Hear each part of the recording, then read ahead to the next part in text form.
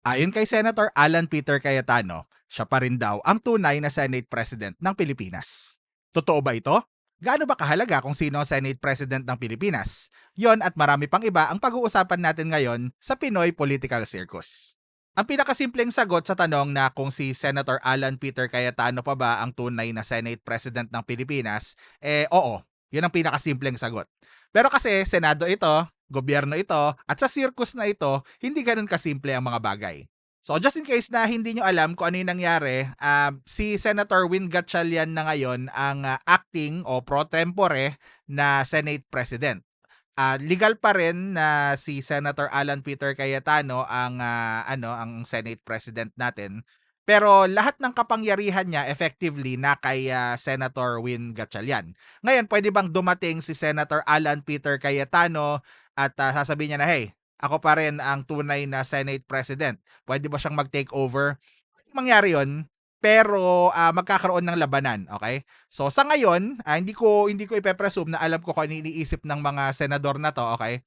Pero sa ngayon, ang labas, ang ginawa lang nila imbis na mag-elect sila ng bagong full na Senate President, nag-decide muna sila na mag-elect ng temporary o pro tempore na for now, okay, pro tempore means for now, Latin, okay, sa ngayon, ng temporary o acting na Senate President. Yun nga si Senator Win Gatchalian. So pwedeng dumating sa Senado si Senator Cayetano at ayun, ako yung tunay. So ngayon, lipat na tayo sa kung bakit nga ba mahalaga kung sino ang Senate President, ano?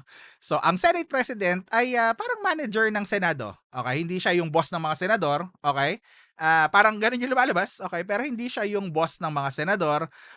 Siya yung parang nagte-take over sa mga proceedings, okay? Siya yung nagsasabi kung parang okay, so may session tayo ngayon, o tapos na ang session, magsimula na tayo. Tapos ang isa sa mga pinakamahalaga, okay, ay yung mga committee, yung pagtatalaga ng mga committee.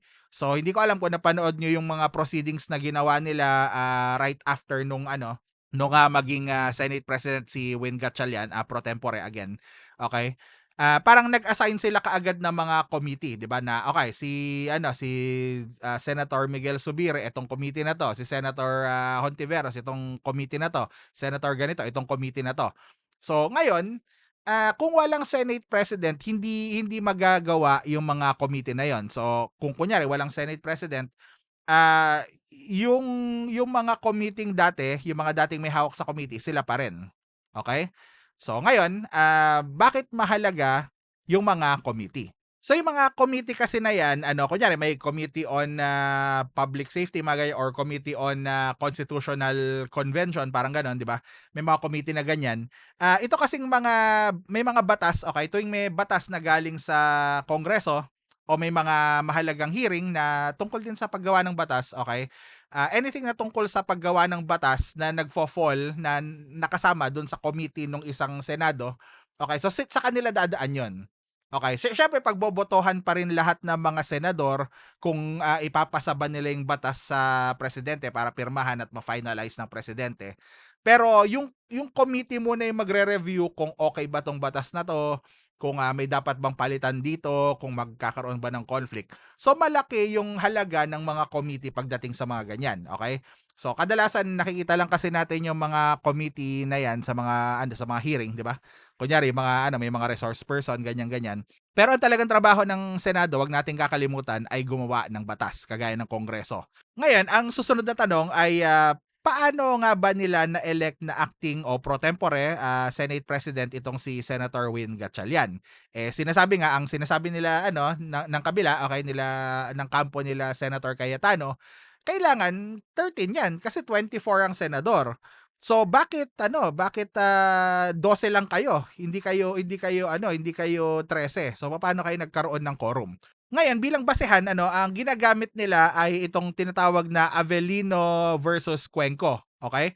So itong Avellino versus Cuenco na to ay nangyari sa Senado noong 1949. So matagal ng panahon ito, okay? 70 years ago kung tama yung kwenta ko, okay? So ang nangyari dito, okay? So ang Senate President noon ay si Senator Avellino. Tapos nakalimutan ko sino, pero merong isang senador na na parang maglalabas sana ng ebidensya ng corruption ni Senate President Avellino at the time. para yung ginawa ni Senator Alan Peter Cayetano, 'di ba, para barahin yung mga kumbaga mga flood control whatevers, okay? So, hindi nag-walkout sila, 'di ba? O parang yung ginawa ng dating minority nung side nila Senator Gatchalian na ano, na parang nag-walkout din sila para wala ring magawa sila Senator Peter Cayetano. So, gano'n yung ginawa nila Avellino. Okay? So, siya saka kung di ako nagkakamali, siyam na kasama niya, so umalis sila sa Senado, nag-walkout sila, may natirang 12 dun sa loob mismo ng Senado. Tapos, kagaya nung nangyari din ngayon, okay? So, yung 12 na yon inelect nila si Senator Cuenco bilang maging acting Senate President. Nakalimutan ko, naging final Senate President siya. Nagkademandahan sila Avellino saka sila Cuenco. Parang sinasabi ni Avellino, syempre, na ako pa rin yung tunay na na Senate President kasi 12 lang sila eh. Ngayon, ang naging ruling ng Supreme Court, nung time na yon, naging 23 yung senador kasi yung isang senador, kung di ako nagkakamali, nasa abroad. Okay? So, hindi siya yung matatawagan para dumating. 'Di ba? May rule nga yung Senado, 'di ba, na dapat nandun ka sa building ng Senado o nandun ka sa session, nakaharap ka doon para makaboto ka. Okay? So functioning ka lang pag nandun ka sa loob ng Senado. Okay? Pag hindi ka makarating doon, hindi ka I guess functioning na okay? So maraming technical terms doon, hindi ako abogado, okay? Wag nating pagtalunan, basta yun na yun. Okay, alam niyo naman na siguro ibig ko sabihin. Ngayon, okay, nung time na yun, babalik tayo, nung time na yun, nasa abroad yung isang senador, so 23 lang ang senador, tapos since 12 yung naiwan dun sa session, okay, so mas nakakalamang sila. So sinabi ko kahapon na ang quorum ay 1/2 plus 1. So parang mas madaling maintindihan na lang, basta mas lamang yung ng isang tao, okay, yung kabilang side. So kunyari naghati sila, majority minority. Okay, naghati sila. Hangga't lamang ng isang tao yung isang team, okay, kumpara doon sa kabila, sila yung majority at sila yung may quorum. At ang quorum na to ay mahalaga para, well, umusad yung mga bagay, para umusad yung Senado. Kunyari, yung sinabi ni Senator Win Gatchalian sa press conference niya na may mga 5 general, kung di ako nagkakamali, na kailangan i-appoint. So hangga't hindi promote pala, sorry. Hangga't wala yung quorum, walang quorum ang Senado, hindi uusad yung trabaho na yon, pati yung pagboto sa bagong Senate President. So dahil nagka-quorum sila, dahil mas marami sila, 'di ba? Lumipat sa Senate, 11-11 sila noon. Okay, 11 kila Cayetano, 11 kila Gatchalian. Lumipat si Chis Escudero, naging 12 dito, naging 10 dito. So since ito 12, so nagkaroon sila ng quorum dahil higit sila ng isang tao, o at this time 2 tao kumpara dito. Bakit sila higit doon? Kasi si Senator Jinggoy Estrada saka si Senator Bato wala, hindi sila active, 'di ba? Kunyari Senator Bato nagtatago, tapos si Senator Jinggoy ay kasalukuyan nakakulong. So wala sila, 'di ba? Non-functioning sila kumbaga. So nagkaroon ng quorum ito, binoto nila si Senator Win Gatchalian. Okay? So, yun ang nangyari dito, at yun ang short nung Avellino versus Cuenco na ginagamit nila para maging legal na president dito, o hindi legal kundi president lang. Pag sinabing president, parang ito yung ginawa noon, kaya kung pwede yun noon, pwede yun ngayon. Ano mangyayari pag bumalik si Senator Cayetano at sinabi niya na, hey, ako yung tunay na Senate President, okay? Pag-usapan na natin kanina, pero medyo anuhan natin yung detalye dito, okay? Sabihin na natin na na dumating siya, okay, tas ako yung tunay na Senate President. Pwedeng mag-decide yung 12, yung current na majority, okay, yung current na may quorum, kung i-uphold nila siya na Senate President o hindi. Say, pwedeng magdemanda si Senator Peter Cayetano, abogado siya. So, pwede siya magdemanda na, hey, ito, hindi lehitimo yung ginawa nitong mga taong ito. So, babalik dun sa 1949 na ruling kila Avellino versus Cuenco.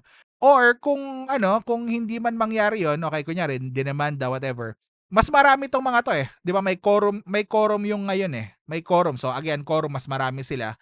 Pwede lang silang hindi sumunod. Period. Kasi kailangan pa rin ng boto nila eh. So, either way, pwede nating sabihin walang magagawa si Senator Peter Cayetano. So again, hindi ako abogado, hindi ako sure, pero based lang doon sa limited na research ko, limited na alam ko, So wala ring mangyayari kahit bumalik si Senator Alan Peter Cayetano sa kapangyarihan o sa pwesto niyang dapat. Kung mahilig din kayo sa world affairs o yung mga nangyayari sa buong mundo, kunyari mga giyera sa Iran, Ukraine, mga affairs sa China, Taiwan, mga ganyang bagay, check nyo yung Tagalog documentary kung saan talagang may script ako doon, talagang well-researched ng mga bagay and maayos yung pagkakakwento ko. Hindi kagaya dito na medyo informal at para lang tayo nagkikwentuhan na parang magkakilala. Maraming salamat po. Ito ang Pinoy Political Circus kung saan pinapanood nating magtumbling ang mga politiko. Si Coach Joel po ito. I'll see you next video. Bye.